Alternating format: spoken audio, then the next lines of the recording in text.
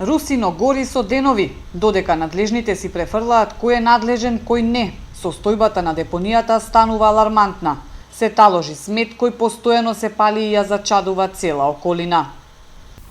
Депонијата Русино константно гори веќе со недели. Чадот и смрдејата од ѓубрето не се чувствува само овде и во околните населени места, загадениот воздух ги труе и гостиварци.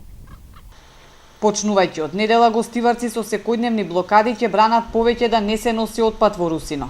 Постојано ќе дежураат на патот кој води до депонијата.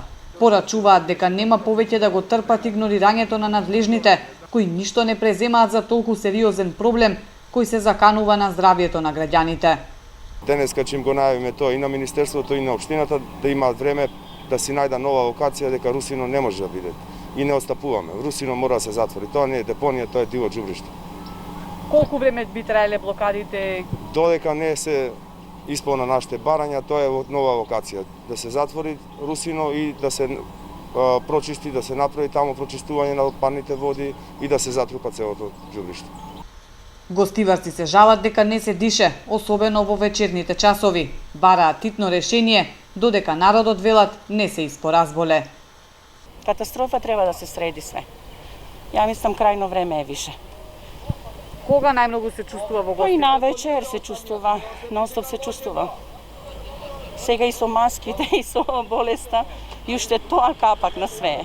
Јас сабајле одам пешачам покрај Вардар овде. И многу тешко. На вечер сабајле, па скоро поќе од 2 недели да не се лажам.